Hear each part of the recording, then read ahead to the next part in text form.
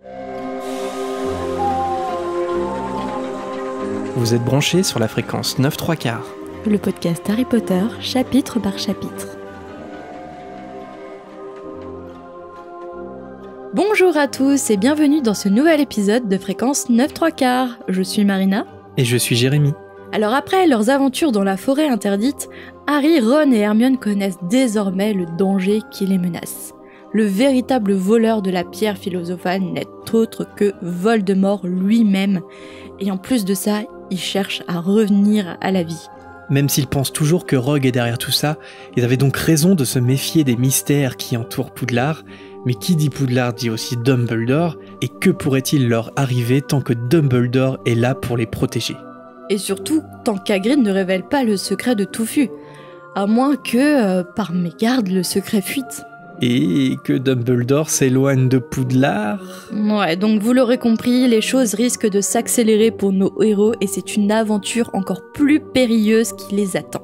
Oui, et il faut dire que ce chapitre est plutôt dense, donc on va s'y attaquer dès maintenant. À noter juste avant, bien sûr, qu'on citera certains de vos hiboux en fin d'émission dans la volière. Allez, on prend la cape d'invisibilité parce qu'il est temps de passer enfin sous cette mystérieuse trappe. Harry Potter à l'école des sorciers. Chapitre 16. Sous la trappe. Les examens de fin d'année se terminent normalement, même si tout le long, Harry a eu la hantise de voir Voldemort débarquer d'un coup. Mais bon, a priori, Touffu est toujours en place pour garder la pierre. Pendant les examens, c'est indiqué que les élèves ont des plumes magiques anti-triche. Donc d'ores et déjà, en début d'émission, je vais poser une question dont la réponse peut être très polémique. Est-ce que tu as déjà triché, toi, Jérémy, présentateur anciennement du podcast, présentateur actuel T'en fais pas un peu trop là. de fréquence 9/3/4, est-ce que tu as déjà triché pendant un examen ? Ouais, j'ai une anecdote à propos de ça. Ouh. Mais parce que j'ai triché sans faire exprès. Non, on peut pas tricher sans faire exprès. J'ai triché sans faire exprès. Pour ceux qui ont passé le bac, on se rappelle tous, parce que peu importe notre bac, je pense qu'on passe à peu près tous le même type d'épreuve en français à l'oral. Toi aussi, t'avais des... Ah bah non, toi, t'as pas passé cette épreuve-là, je crois pas. Non. Mais pour l'oral de français, on avait des textes, voilà, et on sait pas sur quel texte on va être interrogé pour l'oral. Oui. Donc en fait, il faut que nous, on ramène nos textes. Donc c'était à nous de ramener le texte. Et en fait, on avait interdiction de noter quoi que ce soit sur les textes, parce que c'est de la triche en fait, parce que on se sert de ces matériaux-là. Et il se trouve que sur un texte, je m'étais trompé au moment du cours et j'avais noté sur la feuille où il y avait le texte. Et je me suis dit j'ai oublié quoi. Sauf que le jour de l'examen, tu me crois ou pas, je suis tombé sur ce texte-là. Mais en plus, moi, j'étais en littéraire, donc il y avait, je sais pas, on en avait plein des textes. Et je tombe sur celui-là. Et en fait, c'est le truc où il y a quelqu'un qui passe et toi, tu prépares à l'arrière. Ouais. Et en fait, en préparant le texte, je me suis rendu compte que j'étais en train de tricher, qu'il y avait mes notes, en fait, écrites sur la feuille. Et donc là, j'ai eu un dilemme, tu vois, genre, je le dis ou je le dis pas. Et je l'ai pas dit. Donc en fait, tu ne mérites pas ton bac. Tu es une fraude, une imposture. Ouais, mais je crois que c'était l'épreuve de première, pas de terminale. C'était les épreuves anticipées, je crois, de l'oral en français. Parce que t'as des cours français. Pardon ? C'était le bac de français. C'est le bac de français et après t'as littérature en fait en terminale quand t'es en L. Donc c'était les épreuves anticipées de première, si je dis pas de bêtises.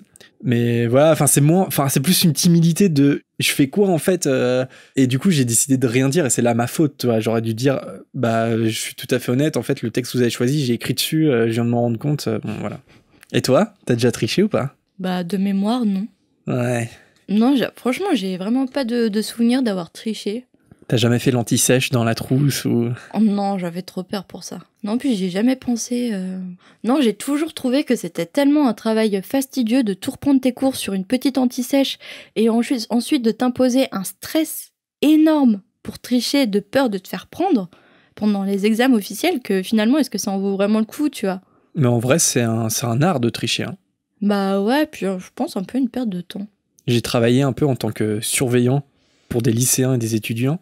Des fois, t'es persuadé qu'il y en a qui trichent, mais ils sont tellement talentueux que tu n'arriveras jamais à le prouver. Mais vraiment, parce que c'est un art. Hein. Il y a vraiment... Quand tu sais très bien tricher, t'es malin, quoi. Ouais, si t'as des mauvais surveillants aussi, c'est très facile de tricher. Hein. J'étais peut-être pas un super surveillant. Non, mais c'est pas ce que je dis, mais... non, mais en vrai... Moi, j'ai déjà vu des gens au calme sortir leur portable et tricher, tu vois, avec la prof devant, tu vois. Par contre, tu vois, à notre époque, je sais pas s'il y a des gens qui le font encore, mais quand même, il y en a qui mettaient tout leur cours dans leur calculatrice scientifique, et c'était une galère à le faire, tu vois, ça demande du travail en soi. Je crois que c'est plus possible. Je crois sais qu'il y a un truc à désactiver maintenant. Les lycéens ou les collégiens vont peut-être me confirmer, mais je crois qu'il y a un truc à activer maintenant pour les examens sur la calculatrice, non ? En fait, là je te dis, il y a encore 2 ans, ça marchait pas parce qu'en fait, oui, il y a un mode examen sur les calculatrices, mais en fait, à l'époque, il n'y en avait pas. Oui, mais en fait, je sais pas, peut-être ça se trouve maintenant ils sont obligés de l'utiliser, mais il se trouve que il y a encore 2 ans.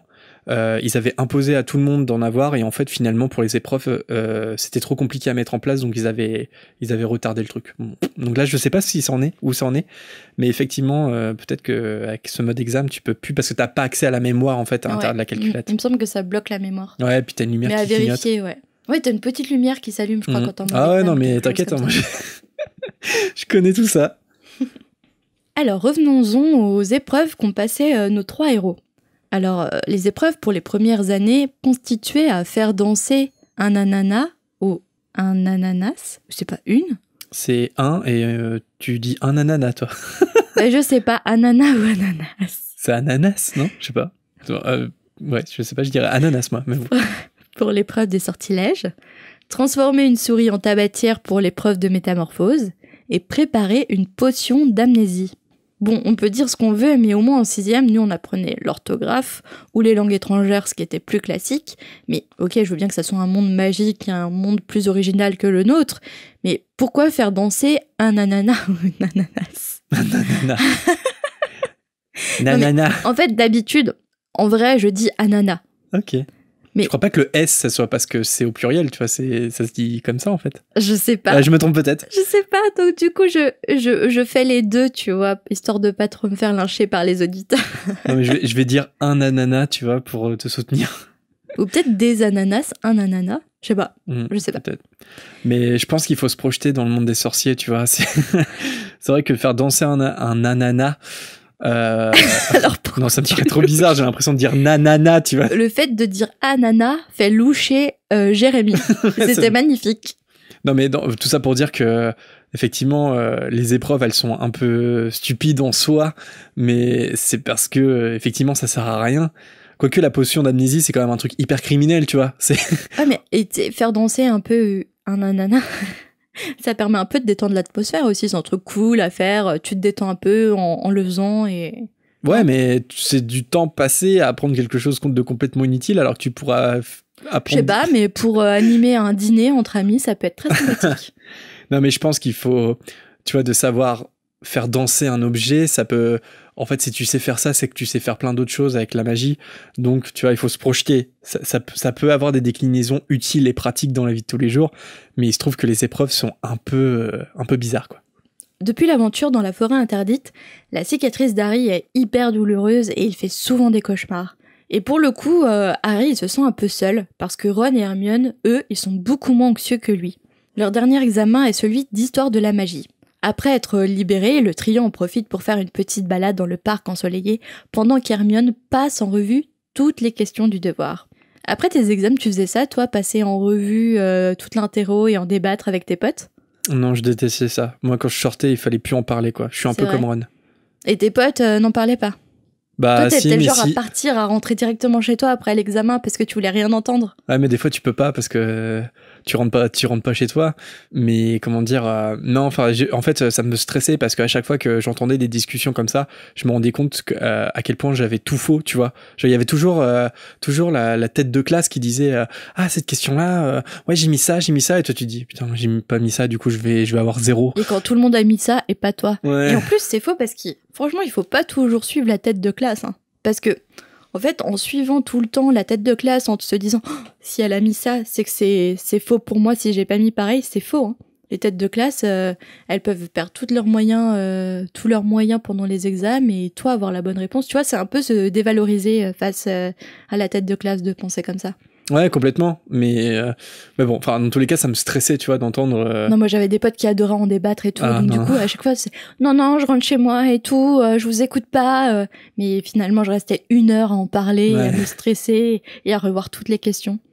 Moi, je suis un peu plus comme Ron, c'est-à-dire que je pense que là, à ce moment-là, Hermione, elle m'aurait vraiment agacé et j'aurais dit à Harry, arrête de stresser, il y a toute une semaine, on n'aura pas les résultats, vis dans la naïveté que tout va bien se passer. Et je suis le genre de personne à réviser jusqu'à la dernière minute.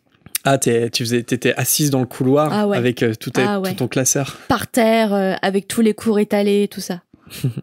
Mais bon, Ron, en tout cas, il est de ton avis parce qu'il demande à Hermione d'arrêter et il s'allonge sous un arbre au bord du lac.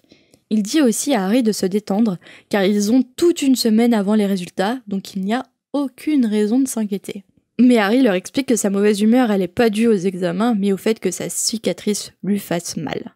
Il pense que c'est un avertissement. Et Ron essaye de le rassurer en disant que la pierre est de toute façon en sécurité tant que Dumbledore est là. Et que Rogue, il a sans doute pas encore trouvé le moyen de passer devant Touffu. Mais bon, Harry, il a quand même la sensation d'avoir oublié quelque chose.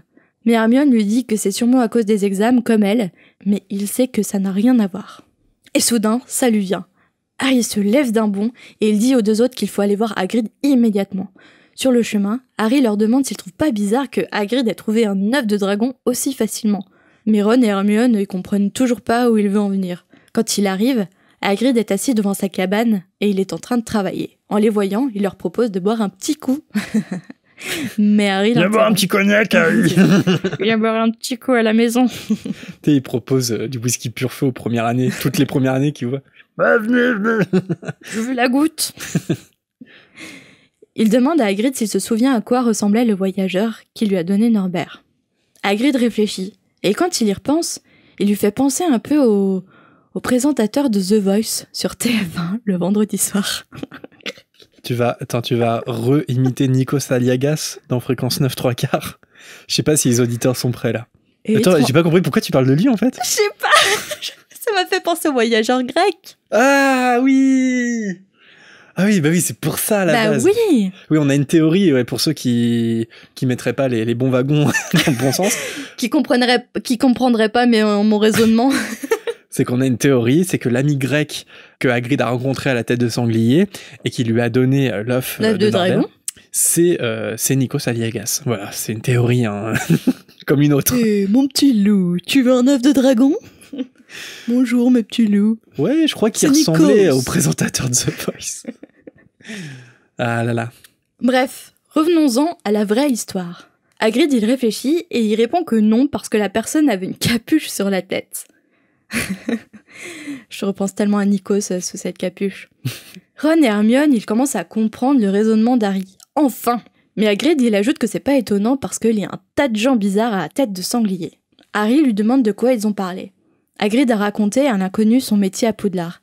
Même si ses souvenirs sont un peu vagues, parce qu'il faut dire que la personne lui remplissait souvent son verre, l'idée de jouer aux cartes pour un dragon est venue quand Hagrid a dit qu'il rêvait d'en avoir un. Et qu'après Touffu, ça ne devrait pas être trop compliqué de s'occuper d'un petit bébé dragon. Et quand Harry lui demande si l'inconnu lui a posé des questions sur Touffu, il répond tranquillement que oui. Qu'il a dit que Touffu a l'air féroce, certes, mais qu'il suffit en fait de lui jouer une petite musique pour qu'il s'endorme. Et bim, au moment où Hagrid explique ça, il réalise qu'il a fait une grosse boulette. J'aurais pas dû dire ça. En fait, pour ceux qui ont la ref, Hagrid c'est un peu Job dans Arrested Development. C'est lequel déjà ? C'est le grand frère qui fait tout le temps des bêtises, très charmeur.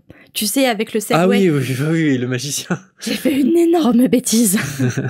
I made a huge mistake. Ouais, c'est ça. Ouais. Il crie au trio de revenir, mais Harry, Ron et Hermione foncent déjà vers le château. Harry dit que cette fois, ils n'ont pas d'autre choix que d'aller voir Dumbledore. Mais ils n'ont aucune idée d'où se trouve son bureau. C'est gênant, ça. À ce moment-là, McGonagall tombe sur eux. Hermione explique qu'ils ont besoin de voir Dumbledore. Quand McGonagall leur demande pourquoi, Harry dit que c'est un secret. Alors si vous voulez que quelqu'un vous explique quelque chose, et que vous demande la raison de votre question, ne répondez jamais, c'est un secret. Vous n'obtiendrez jamais d'aide. Après, je me demande, est-ce qu'il est pas dans son droit, Harry, parce que quelque part, même si c'est la directrice de ta maison, elle a pas forcément à connaître la raison pour laquelle tu veux voir le directeur de l'école. Par exemple, c'est McGonagall. Ouais, mais imagine, ça serait pour se plaindre de McGonagall. Tu vois ce que je veux dire? Putain, je sais pas, mais je serais élève, j'aurais autant confiance en McGonagall que Dumbledore. Ouais, c'est vrai. Mais là, ouais, pour le coup, à la relecture, tu te dis pourquoi ils font pas tant confiance à ça que... Oui. Après, bon, Dumbledore, c'est un plus grand sorcier que McGonagall, et c'est aussi l'idée que Dumbledore est le seul qui fasse peur à Voldemort, et que, bon, bah, McGonagall a fait pas peur à Voldemort, tu vois. Effectivement, mais à ce moment-là, McGonagall, elle tique un peu, tu vois, quand Harry lui dit que c'est pour un secret, mais en même temps, elle dit rien non plus, parce que, effectivement, t'es pas obligé de dire à ta directrice de maison pourquoi tu veux voir le directeur. Il peut y avoir une confidentialité, en fait, entre les élèves et le directeur. Ouais, mais quand même, du coup, McGonagall, elle est un peu agacée, et elle leur explique que de toute façon, le professeur Dumbledore s'est absenté. Harry, du coup, il panique, et il dit à McGonagall que c'est très important. Et du coup, elle se moque un peu de lui en lui demandant si c'est plus important que de voir le ministre de la magie. Du coup, il a pas trop le choix, Harry, à ce moment-là, il lui dit que c'est au sujet de la pierre philosophale.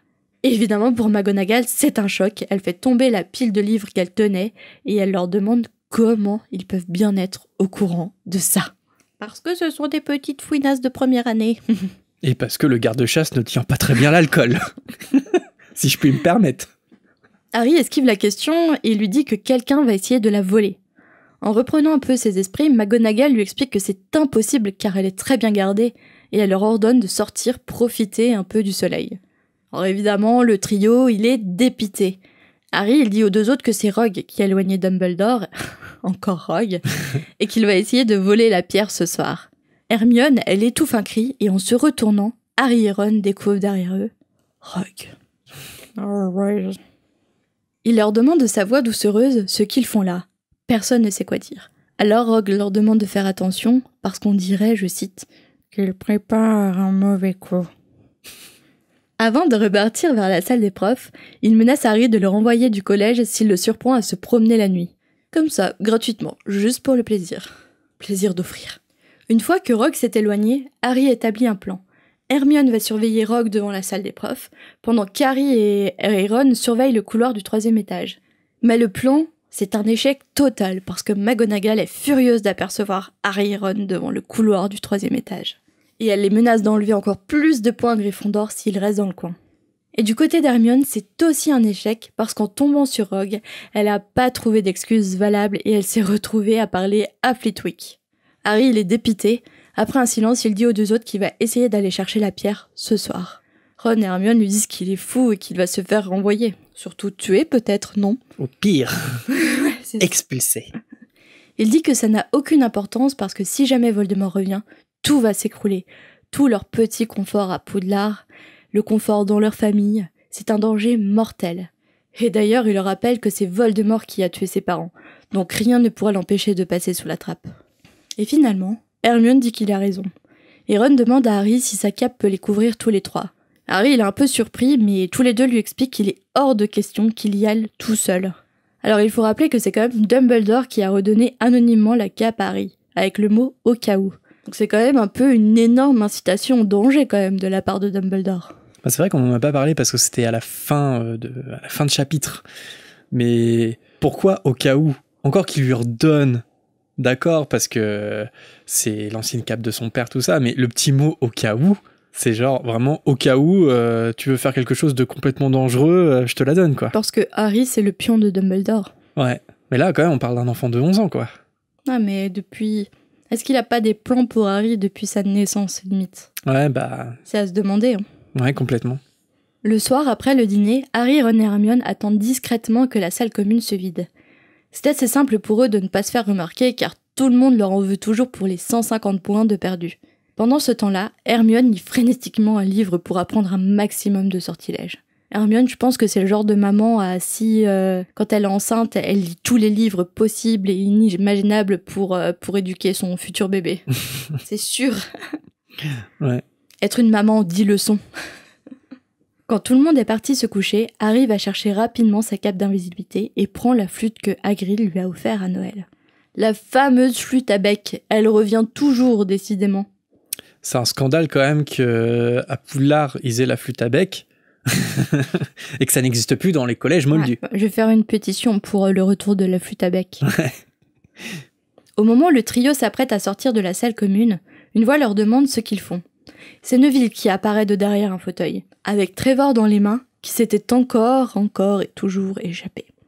Neville devine qu'ils vont encore se balader et faire perdre des points à Gryffondor. Et que de toute façon, il est prêt à se battre pour les empêcher. Et quand même, est-ce qu'on peut dire que Neville, c'est la définition même d'un Gryffondor ? Ouais, ouais, je pense, parce que, effectivement, il va dire à Ron un petit peu plus tard, mais c'est toi qui m'as dit qu'il fallait que je me défende, etc. Et en fait, Neville, ouais, je pense que c'est profondément un Gryffondor, mais c'est un Gryffondor en devenir, quoi. Il va le devenir tout le long. Et là, à ce moment-là, en fait, il est hyper courageux, quoi. Et je trouve que ça a un peu plus de sens que dans le film, parce que dans le livre, il faut se souvenir quand même que Neville, c'est vraiment une victime collatérale, parce que lui, il tombe sur Touffu, en fait, hein, ils sont tous les quatre ensemble, et Neville, il est juste là parce qu'il a oublié le mot de passe, etc. Donc dans le film, ça a été évacué. C'est bien que pourquoi Neville, à ce moment-là, on peut se poser on sait pas trop. Et là, c'est vraiment parce que aussi, il trouve que c'est un peu injuste qu'il se soit trouvé avec eux et ils se sont retrouvés devant Touffu. Enfin, ça l'a traumatisé, quoi. Donc ouais, moi je pense que Neville, c'est vraiment un vrai Gryffondor, même si il faudra attendre plusieurs années, il faudra attendre jusqu'au relique de la mort pour que ça devienne vraiment un héros. Mais en fait, quelque part, il est déjà ultra courageux dès le premier volet.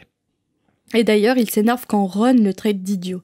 Il lui rappelle d'ailleurs que c'est lui qui lui a dit qu'il fallait qu'il se défende. Harry demande à Hermione si elle peut faire quelque chose. Elle s'excuse alors auprès de Neville, elle lève sa baguette et lui jette un Petrificus Totalus. Neville tombe alors lourdement au sol, raide comme un piquet et sans pouvoir bouger. Avant de s'excuser à nouveau, il l'enjambe. Ça me fait trop rire, ce petit détail. Et ils sortent de la salle commune après avoir mis la cape. C'est pour ton bien, Neville. Sur le chemin, ils aperçoivent Miss Teigne, et Ron propose de lui donner un coup de pied, mais Harry refuse. C'est quoi le problème de Ron avec la violence, non ? C'est vrai que là, en plus, je crois pas qu'elle les voit, Miss Teigne, c'est juste gratuit, quoi. Si on pouvait la kicker juste comme ça. De toute façon, Miss Teigne, elle les remarque pas, comme tu l'as dit, et ils poursuivent leur chemin. Mais alors qu'ils arrivent devant le couloir, Peeves fait son apparition. Même s'il peut pas les voir, il sent une présence et il menace d'appeler Rusard. Soudainement, Harry a une idée. Il prend une voix rauque et il répond à Peeves que le baron sanglant a ses raisons d'être invisible. Et miraculeusement, le plan fonctionne à merveille et Peeves est en totale panique. Il s'excuse et il déguerpit. Ça y est, ils y sont. Il est maintenant temps de faire face à Touffu. Mais il remarque que la porte est entrouverte. Harry, du coup, il en conclut à voix basse que Rogue est déjà passé avant eux. Il en profite pour dire à Ron et Hermione qu'il leur en voudrait pas s'ils préféraient le laisser seul. Mais il est hors de question pour eux de partir. Je sais plus si vraiment on a parlé de son cas dans les précédents épisodes de Fréquence, mais tu penses quoi de Peeves et du fait qu'il ait été du coup supprimé des films ? Est-ce qu'on peut dire vraiment qu'il a un rôle ? Parce qu'en fait, à chaque fois, c'est toujours plus ou moins le même, je trouve. Il est soit là pour apporter du divertissement, faire des blagues, faire rire, ou soit c'est un potentiel obstacle pour Harry, Ron et Hermione, mais finalement, ils arrivent à s'en débarrasser, en fait, tout le temps. Enfin, je sais pas, est-ce que toi, ça te peine que Peeves, il soit pas dans les films ? Moi, j'aurais aimé carrément le voir. Ouais. Mais moi, je me demande si, dès le premier film, de pas le mettre, est-ce que c'est pas déjà un aveu de la part de J.K. Rowling que finalement le personnage sera pas si important que ça. Tu vois ce que je veux dire ? Parce qu'à l'époque du premier film, en 2001, il y avait certes les 4 premiers livres de sortie, mais il en restait 3 autres. Et en fait, de pas mettre Peeves, c'est qu'ils lui ont certainement demandé, est-ce que dans la suite, est-ce qu'il va être important ? Et je pense qu'elle a répondu à la production que non, que Peeves, ça restera un esprit frappeur. Et finalement... sauf erreur de ma part, moi j'ai pas d'exemple où Peeves il a un rôle déterminant en fait dans la suite de l'histoire. Oui, mais c'est un peu triste si dans les films on met que les personnages qui ont un rôle déterminant. Ouais, non, mais oui, je suis d'accord avec toi, c'est pour étoffer l'univers. Voilà. Mais je sais pas, je trouve qu'on reste toujours un petit peu en surface et je me demande si finalement Peeves il aurait pas pu avoir un peu plus de profondeur que ça dans l'histoire. Profondeur, pas nécessairement, c'est pas toujours nécessaire de mettre la profondeur, mais ça aurait pu devenir un running gag ou quelque chose comme ça. apporter de la légèreté, surtout dans les films suivants, à un moment donné. Non, je sais pas. Mais tu sais, ou même que malgré lui, il participe à l'histoire, tu vois ce que je veux dire, qu'il fasse quelque chose et que finalement... Bon, je trouve que c'est toujours un élément qu'on met là et qui arrive au moment qui t'y attend le moins. Ne serait-ce que le faire intervenir en arrière-plan, faire un petit clin d'œil. Ouais. Je trouve ça un peu dommage de même pas... Parce que de toute façon, il a fait l'objet d'une scène coupée, il me semble, Peeves. Il a été casté, ils ont tourné des scènes, mais qui n'ont jamais été sorties. C'est dommage, rien que pour faire un clin d'œil au lecteur, ça aurait été pas mal. Mais t'inquiète pas, ça sera dans la série Harry Potter. Sur Netflix, bientôt. Même faire un clin d'œil à l'anniversaire de Nick quasi sans tête aussi. Ça aurait été sympa. Mais bon, on peut pas tout avoir dans les films, ils sont obligés de supprimer. Alors quand ils pénètrent dans la pièce, Harry, Ron et Hermione, ils découvrent Touffu qui commence à grogner et aussi une harpe posée un peu plus loin. Harry il s'empresse de jouer de la flûte pour que Touffu s'endorme. Alors dans la version du film, pour reparler du film, avec la harpe enchantée, en fait, je trouve que la scène elle a un peu plus de sens parce que là je me suis demandé à la relecture comment Quirrell il a pu passer sous la trappe tout en jouant de la harpe. C'est bizarre. Peut-être qu'il a lancé un sortilège qui s'est arrêté, je ne sais pour quelle raison, à un moment donné. Ouais, c'est possible. Mais là, pour le coup, je trouve la version du film assez maligne parce que au moins on voit ce que Quirrell ou Rogue a pu faire. Alors que là, tu te dis, bah, c'est bizarre, il y a la harpe, comment il l'a fait, quoi. D'ailleurs, au passage, la musique jouée par Harry à la flûte, ça doit être terrible. Je sais pas comment tout fut fait pour s'endormir. Comme moi qui jouais au clair de la lune à la flûte à bec. Avec les litres de salive dans la flûte à bec. C'est ça. Pendant qu'Harry joue de la flûte, Ron, il tire les pattes de l'énorme chien et il ouvre la trappe. Il n'y a rien pour descendre et le fond est invisible. Tout en jouant de la flûte, Harry il fait comprendre par des gestes qu'il veut bien être le premier à se jeter dedans. Hermione, elle prend le relais avec la flûte, et avant de se lancer, Harry il dit à Ron que si jamais il lui arrive quoi que ce soit, ils ont qu'à aller chercher Edwige pour contacter Dumbledore. Puis Harry se jette dans le vide. Il meurt sous le choc. Rest in peace, Harry, petit ange parti trop tôt. Fin de l'histoire. C'est faux, Harry Potter meurt dans le tome 3. Merci d'avoir écouté Fréquence 9 3/4, c'était une aventure incroyable avec vous. Bah de toute façon, c'est bientôt la fin de Fréquence 9 3/4, on peut l'annoncer dès maintenant. Parce que la lecture du tome 1 a été fastidieuse et on arrête au tome 1, on est d'accord. Mais non, rien de tout ça n'est vrai puisque Harry tombe pendant un moment qui semble interminable, certes. Et la fin de 9 3/4 ? C'est pas vrai non plus. Ok. C'est bon, vous êtes soulagés, vous qui nous écoutez. Et Harry il atterrit sur quelque chose de mou. L'endroit est plongé dans l'obscurité, mais il a l'impression d'avoir atterri sur une sorte de plante. Il crie aux deux autres qu'il va bien et qu'ils peuvent le rejoindre. Ron est le second à y aller, puis Hermione arrive à son tour. Pendant sa chute, Touffu, il est déjà en train d'aboyer. Donc tu vois sur la harpe avec Quirrell, Hermione, dès qu'elle s'arrête de jouer, Touffu il se réveille, quoi. Ron il dit qu'ils sont chanceux que cette plante soit là, mais Hermione relativise ce qu'il vient de dire. Si, enfin là je l'ai pas noté dans la prépa, mais je me suis toujours dit, mais même dans le film c'est pareil, mais c'est quand même hyper dangereux. Imagine Ron il tombe sur Harry ou Hermione elle tombe sur Harry ou Ron. Enfin je veux dire ça a l'air hyper haut. Ah oui. C'est quand même un coup de bol qui se tombent pas les uns sur les autres quand même. Ouais, c'est magique. C'est fou. C'est fou qu'elle ait pensé à ça. T'imagines la mort con. Ouais c'est bon Ron tu peux y aller. Clac, coup du lapin. Hermione elle panique parce que elle a reconnu la plante. Elle se lève d'un bond et elle parvient à rejoindre le bord en évitant les tentacules qui cherchent à la prendre par la cheville. Mais Ron et Harry, eux, ils sont déjà pris au piège et ils commencent à se débattre. Hermione, elle crie que c'est un filet du diable et elle essaye de se rappeler ce que le professeur Chourave leur a appris dessus. Ça lui revient que la plante aime l'humidité et l'obscurité et il faudrait donc qu'elle allume un feu, mais le problème c'est qu'elle a pas de bois sous la main. Et là, Ron, il lui demande si elle est folle, il lui rappelle que c'est une sorcière. Alors on voit bien à ce moment-là que Hermione, comme Harry en fait, elle vient d'un milieu moldu. Et même après quelques mois dans le monde des sorciers, elle a encore des réflexes de sa vie d'avant. Et j'aime bien ce petit détail perso parce que je trouve ça crédible, je sais pas pour toi. Ouais, ça veut dire qu'elle a gardé ses réflexes de moldu en fait. Ouais, parce que, enfin, je veux dire, t'as quand même passé une dizaine d'années en tant que moldu, et là ça fait que quelques mois que t'es à Poudlard dans l'école des sorciers, et je pense que quand tu viens d'un milieu moldu, ça te demande un temps d'adaptation, de te dire « Ah oui, tiens, je peux faire ça avec ma baguette magique en fait ».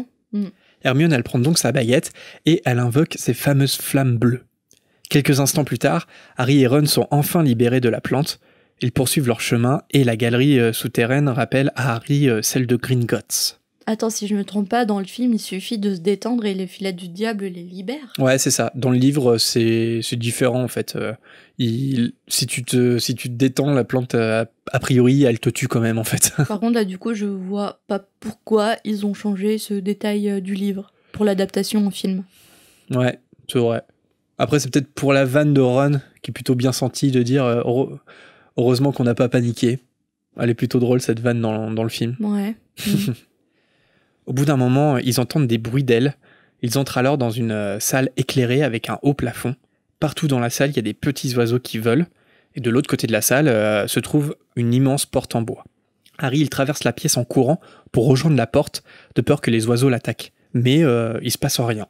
Par contre, la porte, elle est verrouillée, et même Hermione, quand elle le rejoint, elle parvient pas à l'ouvrir avec ses sortilèges. Leur attention se détourne alors de la porte pour se porter sur les mystérieux oiseaux, et Harry se rend compte que ce ne sont pas des oiseaux, ce sont des clés volantes, et qu'il y a des balais à disposition pour voler jusqu'à elles. Harry, Ron et Hermione prennent alors chacun un balai, et ils partent à la recherche d'une grosse clé à l'ancienne, à l'image de la porte.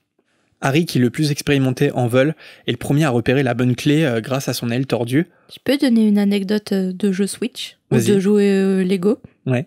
C'est marrant parce que là, tu viens de dire Harry, il est le plus expérimenté en balai. Ouais. Et ce qui est drôle dans les jeux Lego, il y a un moment, dans certaines scènes, tu peux utiliser des balais. Tu peux monter sur un balai pour aller chercher des petites pièces, des choses comme ça. Et en fait, on peut jouer avec les 3 personnages. Mais seulement, pour ce qui est du balai, tu peux seulement utiliser Harry. Parce que si tu montes sur le balai avec Hermione et Ron, tu peux pas trop voler, en fait. C'est un peu comme s'ils étaient ivres, le balai, il monte pas vraiment, tu peux rien faire, en fait. Et c'est marqué, il n'y a que Harry qui peut utiliser le balai, puisque c'est celui qui sait le mieux voler, ou quelque chose comme ça. C'est trop drôle, dans le jeu, c'est uniquement... les autres savent pas du tout voler avec un balai, je sais pas. Petite anecdote de jeu vidéo, j'ai trouvé ça marrant. Ouais, un peu injuste quand même, mais marrant. Ouais, après, c'est plutôt malin aussi, parce qu'en soi... Déjà, Hermione, elle est complètement nulle sur un balai. Oui, mais j'aime bien jouer Hermione. Et puis Ron, il a des cours de vol, mais il est pas particulièrement doué, je pense. Mais là, vraiment, c'est pire que pas doué, quoi. C'est vraiment nullissime. Quand ils montent sur le balai, tu peux vraiment rien faire avec eux. C'est trop drôle. Mais après, ça se voit aussi, tu vois, que pour le jeu, ils ont bossé, tu vois. Ils savent que Harry, il est fort en... Tu vois ce que je veux dire ? Ils ont des capacités, donc pour un jeu, je trouve que c'est un bon point. D'ailleurs, Ron, il se lance à la poursuite de la fameuse clé, mais il manque de tomber de son balai. Tu vois, c'est un peu comme dans le jeu. Harry, il leur demande alors de faire une diversion pour qu'ils puissent la saisir, et le plan, heureusement, fonctionne. Donc ils atterrissent, ils ouvrent la porte, et ils rentrent dans une autre salle plongée dans l'obscurité. Après quelques pas, la pièce s'éclaire, ils se trouvent sur un échiquier géant. Et je vais avouer un truc, c'est un peu comme toi avec Flitwick. Je crois que je n'arrive pas à dire le mot échiquier. Je risque de bugger. Un échiquier ? Ah, je sais pas, là en répétant un petit peu, j'arrive pas à dire ce mot. Souvent, les gens, je pense qu'ils disent échiquier. Eh ouais. Déjà, merci le correcteur orthographique parce que moi, j'aurais dit échiquier. Non, c'est échiquier. Et j'arrive pas à le dire. Pardon d'avance. Mais il y a des mots comme ça dans la langue française où... Je pense que les gens disent échiquier. Et je sais pas si t'as remarqué, les gens parfois quand ils disent pharmacie, ils disent pharmacie. Ou ça doit être en Bourgogne, ça. Avec ça doit être en Bourgogne. Je crois que ça doit être en Bourgogne après un 3-4 verres de vin. Ça doit être ça. Mais c'est vrai qu'en Bourgogne, en campagne, les gens disent souvent pharmacie, tu vois. Je pense que c'est l'accent bourguignon. Moi, ce qui m'énerve, c'est les gens qui disent comme même. Ah oui. Alors que c'est quand même. Là, tu viens de mettre à dos tous les auditeurs qui disaient comme même. On ne dit pas quand même. Enfin, quand on le dit, ça change rien. Mais ne l'écrivez pas comme même. C'est quand même. Ron, il en déduit qu'il faut jouer une partie pour passer de l'autre côté et qu'il faut sans doute que chacun joue une pièce. Il demande alors à une pièce de chevalier qui s'anime et elle lui confirme effectivement sa théorie. Ron, qui est donc l'expert aux échecs, il prend les choses en main. Il place Harry à la place d'un fou, Hermione à la place d'une tour et il se positionne lui-même comme chevalier. Les pièces noires, elles ont compris les indications de Ron et elles se poussent pour leur laisser la place. Alors, on va reparler du film. Parce que là, c'est intéressant, parce que le détail, justement, des pièces qui se poussent, c'est pas dans le film. Ce qui fait que pas mal de spectateurs se sont toujours demandé, mais pourquoi Ron, il se sacrifie en chevalier? Surtout que, en fait, dans le film, il remplace pas vraiment la case, il se met juste sur le cheval. Donc ça a encore pas trop de sens, c'est pas expliqué. Donc, bon, dans tous les cas, la réponse est, comme la plupart du temps, dans le livre. Il faut lire les livres. Et tu peux faire une révélation? Vas-y. Je ne sais pas jouer aux échecs. Bon, ça va comme révélation, c'est pas non plus. Non, tout le monde sait jouer aux échecs. Franchement, j'y ai déjà joué, parce que j'ai des amis qui aimaient en jouer, mais j'ai jamais été bon. Et pour cause, pour être bon, il faut y jouer très souvent, et honnêtement, c'est pas trop mon truc. Après, peut-être que maintenant, ouais. Peut-être que maintenant, ça me plairait plus d'apprendre des techniques, tout ça. Mais genre, t'y as jamais joué? Non, jamais. Ok, donc tu sais pas du tout comment les pièces... Ok. Non, pas du tout. Je sais pas quoi faire de cette info, c'est pas grave. J'avais besoin de me confier ce soir. Alors, aux échecs, c'est au blanc de jouer en premier. C'est pourquoi une première pièce se déplace toute seule en phase 2. Et pour se détourner un peu d'Harry Potter et réfléchir aux échecs, j'ai fait un peu de recherche, justement, et j'ai pas trouvé pourquoi ce sont les blancs qui commencent aux échecs. Et là, je m'adresse peut-être à des gens qui seraient un peu plus experts en jeu ou aux échecs précisément. Est-ce qu'il existe une explication? Parce que personnellement, mais c'est un cliché je pense, mais j'ai toujours pensé que c'était un stéréotype genre colonial en fait, tu vois, que c'était au blanc de commencer parce que le blanc est supérieur. Et en fait, j'ai rien trouvé de la sorte. C'était un jeu raciste. Oui, non, mais oui, que c'était raciste un peu comme truc. J'ai toujours pensé ça, mais peut-être parce que je l'ai entendu quelque part. Et en vrai, après quelques recherches sur Internet, j'ai rien trouvé de sourcé. Et même, j'ai trouvé un contre-exemple parce que au jeu de Go, je sais pas si tu vois ce que c'est, ça joue avec des petits pions noirs et blancs aussi. Et c'est chinois pour le coup. Ok. Et là, c'est l'inverse parce que ce sont toujours les noirs qui commencent. Donc c'est un contre-exemple. Mais pourquoi c'est les blancs aux échecs et les noirs au jeu de Go? S'il y a des experts qui nous écoutent, ça m'intéresse. Et là aussi, on va faire une petite pause dans la narration du chapitre parce que, je sais pas si tu es au courant, Marina, mais il y a des théories autour de la partie d'échecs. Je sais pas si tu en as déjà entendu parler. Pas du tout. Alors, ça a fait couler beaucoup d'encre chez les fans. Et il y a 2 théories principales qui ont déjà été développées. Alors la première théorie, qui est un petit peu plus basique, on va dire, c'est que les pions d'Harry, de Ron et d'Hermione, ça correspondrait à leurs caractères respectifs. C'est-à-dire que Hermione, c'est une tour, et donc elle est droite et juste. Ron, c'est un cavalier, il est fidèle et courageux. Je trouve que ça se tient. Pour Harry, c'est un petit peu plus bizarre. Harry, c'est un fou. Alors évidemment, il est pas fou, Harry, hein, mais le fou, aux échecs, il se déplace en diagonale. Et j'ai déjà vu des fans qui disaient que Harry aussi se déplace en diagonale vis-à-vis du règlement. Mm-hmm. C'est un peu plus tiré par les cheveux, mais pourquoi pas. Et la deuxième théorie, qui là aussi est un peu plus tirée par les cheveux, c'est que la partie jouée par Ron là dans l'école des sorciers, ça prédirait la suite de l'histoire. Alors là, attention, accroche les wagons. Alors, dans le contexte, les pièces noires, elles sont du côté du bien, c'est celles qui sont jouées par Ron, Harry et Hermione, et les pièces blanches, elles sont du côté du mal. Donc de chaque côté, les 2 rois, ça serait Dumbledore et Voldemort, et d'ailleurs, aux échecs, les 2 rois, ils peuvent pas s'entretuer. Malin, ok, c'est intéressant. Et les 2 reines, ça serait Bellatrix et McGonagall. Mais comment les fans font pour s'imaginer tout ça? Je crois certains ont plus d'imagination que J.K. Elle-même. C'est fou, hein. Donc les reines, elles sont à côté du roi aux échecs. Et aussi, au niveau du positionnement, c'est intéressant parce que le fou, il est aussi à côté du roi. Donc le roi, il est entre le fou et la reine. Et en fait, ce qui fait que Harry, en tant que fou, il est juste à côté de Dumbledore, au début de la partie. Pour le moment, c'est intéressant, hein. Après, ça se corse un peu, tu vas voir. Harry, parce qu'ils ont analysé les mouvements quand même sur l'échiquier. Harry, il se déplace 2 fois dans la partie. Donc la première fois, il se déplace de 4 cases. Et en fait, ça représenterait les 4 premières années à Poudlard, avant le retour de Voldemort. Tu vois ? Mm-hmm. Puis, après le sacrifice de Ron, qu'on n'a pas encore vu, mais on sait que ça arrive, Harry, il se déplace de 3 cases. Et le roi, il ôte sa couronne. Donc il gagne. Et en fait, ça représenterait les 3 prochaines années avant que Harry tue Voldemort. Tu vois, il se déplace de 7 cases, c'est les 7 années à Poudlard. Ouais, je vois. Et c'est la raison pour laquelle il y a des fans, des gens qui aimaient cette théorie, qui ont cru que jusqu'au bout, Ron, il allait mourir. Parce que, comme s'il allait sacrifier, en fait, comme il s'était sacrifié dans la pendant le partie jeu. d'échecs. Ouais. Et finalement, bah non, Ron, il a survécu, donc ça a pété un peu cette théorie. C'est une belle théorie. Mais je doute fortement que J.K. ait pensé à ça en écrivant la partie d'échecs. Bah, la preuve que non, c'est que finalement, Ron... oui. Et il y a aussi un bout de cette théorie, et là je me demande si elle est... Enfin, je pense qu'elle a été rajoutée après coup. Vous allez comprendre pourquoi.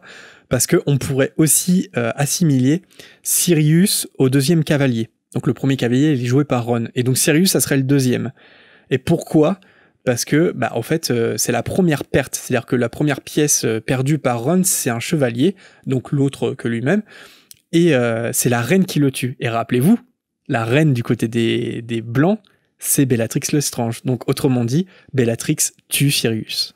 Ce qui est arrivé, effectivement. Mais je pense que ça a été ajouté une fois que le 5e livre était sorti. Ah ouais. Et enfin, pour aller jusqu'au bout de cette théorie, le deuxième fou, donc le premier c'est Harry, mais le deuxième, ça serait James, assez logique. Et la deuxième tour, ça serait Lupin. Alors pourquoi ça serait Lupin ? C'est parce que finalement, Lupin, il joue à peu près le même rôle qu'Hermione. C'est-à-dire que Hermione est aussi une tour. Et en fait, Hermione comme Lupin, ils sont un peu des catalyseurs dans le groupe. Ça peut tenir. Et donc, en gros, ils catalysent à la fois leur chevalier et leur fou. Donc, pour Lupin, il canalise Sirius et James, et Hermione, elle canalise Ron et Harry. Et enfin, que de verre, bah lui, bah ça serait qu'un simple pion qui est sacrifié dans la partie. Qu'est-ce que tu penses de cette théorie ? Bah, en fait, je pense qu'elle est intéressante, mais finalement, on sait qu'elle est fausse. Enfin, parce que le grand truc, ça serait que Ron meurt. Si Ron était mort, là, pour le coup, vraiment, ça aurait été très perturbant. Mais finalement, en fait, ça montre que les mouvements sur l'échiquier, ils ont aucun lien. Mais donc, je pense pas que les 7 années soient conscientisées. Non, je pense pas non plus. Par J.K. Donc, j'y crois pas. Par contre, la première est intéressante, c'est-à-dire de dire que Ron, il choisit pas au hasard en fait les personnages et que finalement, ça raconterait quelque chose des personnages. Peut-être, oui, ça, c'est probable. Mais les détails, non, par rapport aux positions, enfin au mouvement des pièces, non, j'y crois pas du tout. Et puis en fait, quelque part, mais c'est ce qu'on a déjà dit des théories, mais peu importe finalement ce qui passe, quand tu veux développer une théorie, que tu veux montrer qu'elle raconte quelque chose, tu y arriveras toujours en fait.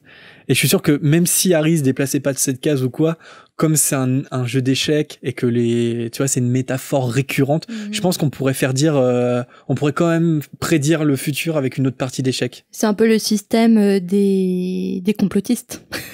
Ouais, c'est un peu ça, c'est plier la réalité par rapport à ce que nous on veut en faire. T'arrives toujours, à manipuler la vérité pour prouver ta théorie du complot. Complètement. Est-ce que je suis passée du coq à l'âne en parlant d'Harry Potter, puis des théories du complot ? Oui. Est-ce qu'on va recevoir un mail de quelqu'un qui a lancé cette théorie et qui va nous envoyer une beuglante pour nous dire « Je suis pas un complotiste !» Et c'est quoi la théorie du complot ? En tout cas, la Terre, elle est vraiment plate. Est-ce que finalement, croire cette théorie, c'est pas aussi être un platiste au fond de soi-même ? Mais la Terre, elle est plate, on est d'accord. On va revenir au chapitre. Donc la partie fait rage et au bout d'un moment, Ron il en vient donc à une conclusion évidente. Il faut qu'il se sacrifie pour que Harry puisse faire échec et mat. Harry et Hermione ils hurlent que non, mais Ron il leur dit qu'ils n'ont pas le choix s'ils veulent empêcher Rogue de prendre la pierre. Donc Ron s'avance vers la reine, qu'il l'assomme brutalement en le traînant jusqu'au bord de l'échiquier. Donc voilà, c'est beaucoup plus violent en vrai que dans le film. C'est-à-dire que dans le livre, c'est vraiment Ron, il est vraiment tout seul sur la case et il se fait pulvériser par la reine, quoi. Donc après, c'est peut-être pour ça qu'il est sur le cheval, parce que c'est moins violent peut-être. À l'image. Ouais, graphiquement. Ouais. Après, c'est cohérent avec le film qu'a fait Chris Columbus, de faire un film pour enfants et donc de montrer la violence le moins possible à l'écran. Pas de sang.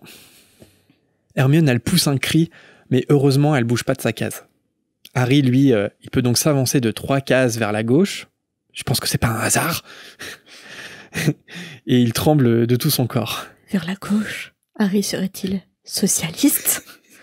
Serait-il Pire, communiste. Communiste. Mais attends, dans le film, est-ce qu'il porte pas un pull rouge dans un moment? Ah là là. Et le roi blanc, il est piégé, et donc il jette la couronne aux pieds de Harry, et ils ont enfin gagné la partie. D'ailleurs, les puristes d'échecs, ils doivent pas trop aimer la version du film, parce que finalement, c'est la reine en fait qui laisse tomber sa... Enfin, c'est la reine, on est d'accord, hein, qui laisse tomber son épée. Ah non, bah non, ça doit être le roi en fait. Non, ils ont remplacé la reine par le roi, donc non, j'ai rien dit. Les pièces blanches s'écartent en s'inclinant, ce qui ouvre un passage vers une autre porte. Harry et Hermione, ils jettent un regard à Ron, mais ils obéissent à sa demande et ils se dépêchent de poursuivre leur chemin. Laissez-moi derrière, je vous ralentirai. C'est un peu ça. Selon leurs calculs de Harry et Hermione, ils ont passé les épreuves d'Hagrid, Shurav, Flitwick et McGonagall. Et donc, avant Voldemort, il leur reste celle de Quirrell et de Rogue lui-même. En prenant à nouveau leur courage à deux mains, Harry et Hermione ils ouvrent la nouvelle porte. Immédiatement, une odeur répugnante leur parvient. Et devant eux est allongé au sol un énorme troll évanoui avec une blessure au front. Pas malheureux d'avoir évité cet affrontement, Harry et Hermione ils enjambent le troll et ils entrent dans la pièce suivante. Tu crois que c'est le même troll que celui d'Halloween ? Non, parce que c'est dit qu'il est plus grand, qu'il est encore plus grand que le troll d'Halloween. Donc non, ça en a encore un. Il doit faire partie de l'élevage dans la forêt interdite. Mais l'élevage de troll, c'est pas possible. Et la nouvelle épreuve, c'est de toute évidence celle de Rogue. Alors il y a simplement une table sur laquelle se trouvent 7 petites bouteilles, et dès que Harry et Hermione passent le seuil de la porte, des flammes violettes apparaissent derrière eux, puis des flammes noires devant la porte du fond. Ils sont pris au piège en fait. Hermione, elle trouve un parchemin sur lequel est écrit une énigme. Elle trouve l'épreuve assez remarquable parce qu'elle dit que certains grands sorciers n'ont aucune logique, mais elle en a apparemment. Alors, on va le voir, mais la logique, elle est assez présente dans l'univers d'Harry Potter. Enfin, comme ça, on peut penser au Sphinx dans le labyrinthe, dans la coupe de feu, ou on peut aussi penser aux énigmes pour entrer dans la salle commune de Serre d'Aigle. Et donc voilà, donc ça fait vraiment partie de l'univers sorcier. Est-ce que toi, genre, t'as de la logique ou pas ? Est-ce que tu considères que t'as de la logique ? Est-ce que t'es genre dans un escape game, comment tu t'en sors ? Est-ce que t'en as déjà fait ? Je connais la réponse, évidemment. Non, je suis pas logique. T'as déjà fait des escape games ? Les escape games, je fouille partout, dans des trucs totalement farfelus, et si j'ai un peu de logique quand même. Non, ça va avec les escapes, ça va. Mais j'ai jamais réussi à finir à temps avec mon équipe. Mais c'était peut-être les membres de mon équipe, s'ils m'écoutent, qui étaient pas forcément bons à chaque fois, à chaque escape. Si vous m'entendez, coucou, je vous aime. Et justement, je me souviens qu'à l'époque de Pottermore, il y avait le texte de l'énigme. Et en fait, ça te proposait de le faire, mais je crois que c'était même pour le chapitre, parce que peut-être ça reprenait, pas chapitre par chapitre, mais presque les Harry Potter avant que Pottermore soit refait. Mm-hmm. Et il y avait l'épreuve, en fait, comme dans le livre, des potions, avec l'énigme mot pour mot. Et en fait, du coup, je l'avais fait. Enfin, et tu avais trouvé. Et j'ai galéré. Franchement, tu vois, c'est Hermione, t'as l'impression que ça lui prend 2 secondes. Et toi, en tant que lecteur, je sais que au bout d'un moment, je trouve l'énigme. Mais je suis là, il faut que j'ai un crayon, une feuille de papier, tu vois. Et en temps normal, t'as de la logique ou pas ? Je crois pas trop. Je crois que je suis moyen. Je pense pas. Je pense que je dépasse pas la moyenne, tu vois. J'éclate pas le QI. Et en escape ? Les escapes, pareil, j'en ai fait quelques-uns, mais je suis pas le leader, tu vois, d'une bande. Enfin, parce que je suis plus un suiveur, parce que c'est vrai que je manque un peu d'instinct des fois de me dire tiens, il faut aller chercher là-dedans. Je suis plus du genre à m'éparpiller un peu, quoi. Une fois, on a fait, on était ensemble pour cet escape, un escape qui était un peu dans le monde d'Harry Potter. Ouais, à Dijon. Non officiel, puisque bien sûr, ils ont pas la licence pour faire l'escape Harry Potter. Ça s'appelle la 11e heure, si je me souviens bien. Et en fait, c'était trop drôle parce que la majorité de nos amis, on était assez nombreux pour cet escape. Ils n'étaient pas fans comme nous d'Harry Potter. Et en fait, on trouvait des références à Harry Potter un peu n'importe où. À un moment, il y a une carte. Mais si on regarde, c'est la carte des maraudeurs. Là, tu vois Patmol et tout. Et c'était pas du tout ça. Et je commençais à faire une théorie.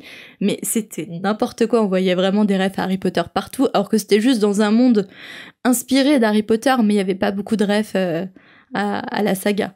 Mais c'était bien marrant. Surtout qu'avant qu'on rentre dans la room, le maître du jeu nous avait bien dit que connaître l'univers d'Harry Potter allait nous servir à rien. Enfin, il y avait rien à savoir avant de rentrer dans la pièce. Mais non, nous, on était... Alors que moi, j'ai vu une carte, je sais la carte du maraudeur. Tape maraudeur. C'est pas de bol. C'est un chiffre. Tape 4, ils sont 4. Alors que non, tout était dans la pièce, évidemment. Et si vous êtes de Dijon ou des alentours, on vous recommande cette escape. C'est pas mal, ouais. La 11e heure à Dijon. Et le monsieur qui nous accueille, le maître du jeu, est en kilt. C'est assez sympathique. Je sais pas s'il est tous les jours en kilt, hein. Ah bah j'espère bien que si on y retourne, il aura à nouveau son kilt, sinon je ne reviens pas. On a peut-être eu une visite premium. L'énigme précise que 3 bouteilles contiennent du poison, 2 du vin, une permet de faire marche arrière et l'autre permet d'avancer. Hermione, elle réfléchit quelques instants, puis elle pousse un petit cri de victoire en disant à Harry qu'elle a résolu l'énigme. Le seul problème, c'est que la potion qui permet de continuer vers l'autre pièce, elle contient qu'une portion. Alors Harry, il demande à Hermione de prendre la potion qui la ramène en arrière, comme ça elle peut récupérer Ron, revenir au couloir du 3e étage en utilisant les balais, et envoyer un hibou à Dumbledore. Lui, Harry, il poursuit seul, car après tout, il a déjà survécu une fois à Voldemort. Alors on voit bien ici les ficelles narratives de J.K. pour que Harry il finisse seul face à son destin. Ça va être un peu comme le mur qui va s'effondrer dans la chambre des secrets. Tout ça, c'est des Deus ex machina comme on les appelle, pour que en fait Harry il fasse le grand boss final. Tout seul. C'est pas très subtil dans les 2 premiers volets. Hermione, elle a les lèvres qui tremblent, puis elle prend Harry dans ses bras en lui disant que c'est un grand sorcier. Harry, il est surpris et un peu gêné, et il lui dit qu'elle est une meilleure sorcière que lui.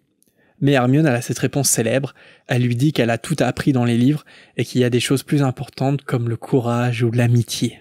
C'est là qu'on voit quand même que Hermione, elle est pas seulement intelligente, dans le sens apprendre des choses par cœur ou résoudre des énigmes, par exemple.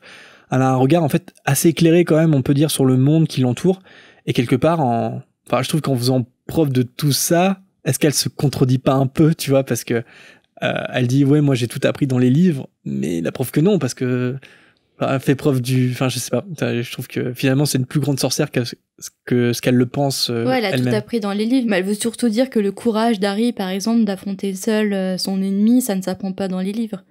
C'est quelque chose qui prend aux tripes et c'est un instinct qu'on ne peut apprendre nulle part. Après, s'il y avait eu assez de potions pour qu'ils y aient tous les deux, je pense qu'elle aurait pas hésité, tu vois. Donc, je pense qu'elle en a aussi. Tu crois qu'Harry l'aurait accepté? Je sais pas. Donc Hermione, elle boit sa potion et elle traverse les flammes violettes pour revenir en arrière. Harry, il prend la sienne à son tour et il se dirige vers les flammes noires. Alors c'est drôle parce que à ce moment-là, il dit « J'arrive !» C'est un peu bizarre, tu vois. Et surtout si on l'entend, tu vois, t'imagines Quirrell et il entend quelqu'un dire « J'arrive !» Il arrive, ce con. Pourquoi il dit ça, lui? C'est quoi son souci? Tu sais, on dirait un ado quand, genre, ta mère qui t'appelle pour que tu viennes manger. « Ouais, j'arrive !» Et t'arrives dans une demi-heure après. Ouais. Harry, il traverse les flammes noires et il se retrouve dans la dernière salle où quelqu'un se trouve déjà. Mais ce n'est pas Rogue. Ce n'est même pas Voldemort. Il s'agit de...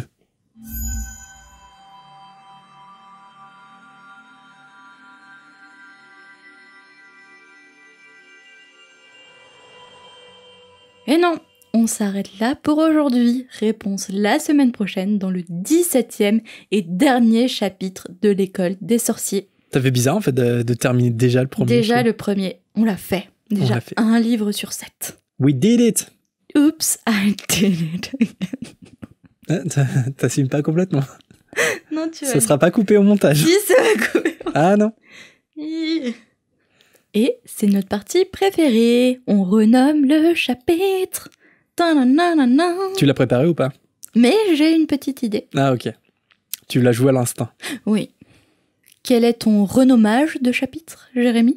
Bah on l'a cité, je veux pas être très original. Harry Potter à l'école des sorciers, chapitre 16, Escape Game. Parce que c'est un peu un escape game quand il réfléchit, tu vois. Il faut aller vers la pierre et il y a plein d'épreuves, plein d'énigmes à résoudre. Bah tu vois, genre gagner puissant un jeu l'escape d'échecs. game. Hein? Puissant l'escape game. Je rêve de faire le même escape game, tu vois. Genre il faut que tu gagnes une partie d'échecs avec des pièces.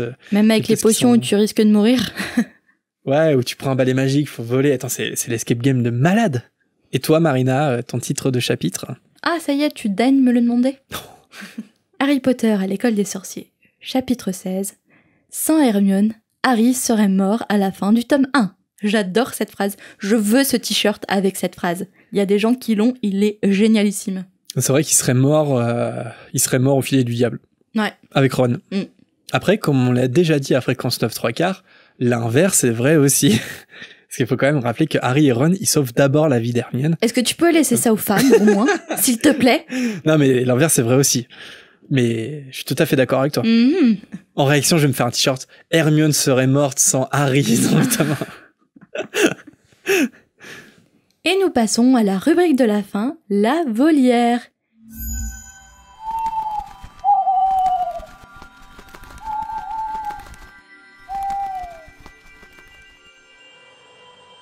Et on commence par un hibou sonore d'Océane. Salut Marina, salut Jérémy. Alors moi je voulais vous parler du tournoi des 3 sorciers. Il y a quelque chose qui me fait toujours mourir de rire, que ce soit dans les livres ou dans les films, surtout dans les films d'ailleurs. C'est que en fait c'est le seul tournoi où il y a du public, mais le public ne peut strictement rien voir. Donc c'est super, on a la première épreuve avec le dragon, ok, donc ça c'est très spectaculaire, merci. Ensuite, on a l'épreuve donc sous-marine dans le lac, où en fait globalement les spectateurs sont là et attendent pendant 1 heure de voir ce qui se passe, mais en fait ils voient rien du tout de ce qui s'est passé en dessous, à part ce qui leur est reporté a priori par les êtres sous le lac. Et puis on a la dernière épreuve qui se passe carrément dans un labyrinthe. Allons-y, comme ça on voit vraiment absolument rien de ce qui se passe. Voilà, je me demande ce qui se passe en fait dans les tribunes, dans les gradins, ouais, ça doit être un peu triste en fait, je trouve ça un peu naze. Voilà, je sais pas ce que vous en pensez, si vous y avez déjà réfléchi. En tout cas, merci pour votre podcast que j'écoute toutes les semaines avec grand plaisir, c'est vraiment très très chouette ce que vous proposez, merci à vous pour votre travail. Allez, bisous. Merci Océane pour ton hibou sonore. Alors, je pense qu'on est spectateur du tournoi des 3 sorciers, juste pour se dire s'il y a un événement qui sort de l'ordinaire ou bien un mort, comme dans Harry Potter. Tu peux dire, moi j'y étais, hein. Moi j'ai vu ce qui s'est passé, j'ai vu le cadavre de Cédric Diggory, j'ai vu son père pleurer et se la jouer un peu BFM TV en fait en rapportant les événements. Voilà. En vrai, ce serait une école de Moldu, tout le monde serait là avec le smartphone, tu sais. Ouais, c'est ça. Voilà. Après, c'est dans la première épreuve, pour le coup, ça marche plutôt bien. Parce que il y a une arène et tout se passe dans l'arène dans le livre. Il y a pas que le truc, enfin dans le film, le Magyar à pointe, il part et il y a toute une aventure finalement. Ils attendent juste, est-ce que Harry il est mort, est-ce qu'il va revenir? C'est un peu bizarre, mais dans le livre il se passe pas ça. Par contre, c'est vrai que ça soit dans le livre ou dans le film, pour les 2 autres étapes, c'est un peu ridicule quoi. Tu te retrouves au-dessus de l'eau ou à l'entrée d'un labyrinthe, ça n'a aucun intérêt. Je pense que c'est un peu le Roland Garros du sorcier. Tu vois, je suis sûre qu'à Roland Garros. À Roland Garros, il y a plein de gens qui prennent des places ou qui ont des places offertes à ce tournoi de tennis, mais qui n'en ont rien à faire du tennis et qui restent la journée sur leur smartphone, mais c'est juste pour dire j'y étais. Je sais pas pourquoi, mais je dénonce Roland Garros ce soir. Mais me demandez pas pourquoi. S'il y a des gens comme ça, mais donnez-moi la place, moi je trouve ça passionnant le tennis. Ah ouais? Oh bah oui. Yeah. Ah ouais, je passe des heures, je peux passer des heures à regarder un match. Hein. Moi je veux bien aller voir Nadal. On se calme. Ou Federer. Mais effectivement, Océane, on est d'accord avec toi, ça n'a absolument aucun intérêt. En tout cas pour les 2 épreuves. Enfin, sauf la première. La première, elle est quand même assez cool. Mais les 2 autres, aucun intérêt en tant que spectateur. Et dans le film, c'est encore plus ridicule parce que tu les vois attendre rien, en fait. Enfin, c'est trop bizarre. Ça se trouve, c'est juste comme à Coachella. T'as plein d'influenceurs dans les gradins du tournoi des 3 sorciers et ils postent sur Instagram. Non, rien. Ça part un peu loin. Je sais pas pourquoi j'ai envie de dénoncer Roland Garros, Coachella ce soir. Non mais t'as des combats dans la vie. J'ai pas peur de prendre des coups. Comment? T'as des luttes, toi. Ah ouais, j'ai des combats dans la vie à mener, mais quelle vie. Et un hibou d'Alizée, vu qu'elle a une sœur sorcière. C'est possible que Pétunia est un enfant sorcier, et à votre avis, quelle serait sa réaction si c'était le cas? Il aurait fini devant une église. Non, je sais pas. Je pense que Pétunia n'aurait pas eu le cœur à l'abandonner. En fait, c'est pas tant la réaction de Pétunia qui me ferait peur, mais c'est la réaction de Vernon. Ouais, c'est vraiment, vrai, j'aurais des doutes. Ouais, c'est vrai. Parce que... Mais en même temps, est-ce que ça aurait pas aidé un peu Harry? Par exemple, que Dudley, il se révèle être un sorcier. Parce que pour le coup, enfin, Dudley, je veux dire, c'est leur descendance. Est-ce qu'ils auraient pas accepté un peu plus la magie? Parce que ça, du coup, la magie, elle serait venue d'eux. D'ailleurs, c'est quelque chose que j'ai jamais évoqué, c'est que finalement, Pétunia, elle est pas sorcière, mais elle vient d'une famille. Enfin, je veux dire, sa sœur est devenue sorcière. Et comme on sait que la magie, c'est à travers le sang, c'est que on peut imaginer qu'il y a quelque chose de sorcier chez Pétunia, mais qui s'est pas développé en fait. Tu vois, il y a un truc où c'est un peu, on a de la haine pour quelque chose en fait dont on n'est pas complètement étranger. Tu vois. Et... Mais elle a de la haine justement parce qu'elle est pas sorcière. Pétunia. Oui, complètement. Ouais, complètement. Mais à mon avis, ouais, c'est une bonne question. Est-ce que Pétunia aurait aimé son enfant comme elle l'aime Dudley? Et est-ce que ils auraient pas changé leur approche par rapport à la magie? C'est une excellente question. Est-ce que Pétunia, par exemple, elle aurait pas vu dans son enfant finalement le privilège que elle-même n'a pas eu? Tu vois ce que je veux dire? Genre moi, j'ai pas pu être une sorcière, mais toi, t'en seras un sorcier. Et... Ouais, mais encore une fois, c'est pas Pétunia le problème, je pense, hein, surtout. C'est Vernon. Ouais. Ils auraient peut-être divorcé. Voilà notre réponse à Lizzie. Un prochain message de Anna, qui est allemande, Anna, et qui apprend le français. Voilà, elle nous a contacté parce qu'on a fait une demande dans le précédent épisode parce qu'on a vu qu'on avait des audiences à l'étranger et Anna est une des auditrices qui nous écoute d'Allemagne. Et en plus, pour le coup, c'est pas une Française expatriée, mais c'est vraiment une Allemande. Donc merci à toi de t'être manifestée, Anna. Elle a 2 petites questions pour nous. La première, est-ce que vous aimeriez voir un spin-off? Et si oui, sous quelle forme? Non, je veux pas en voir.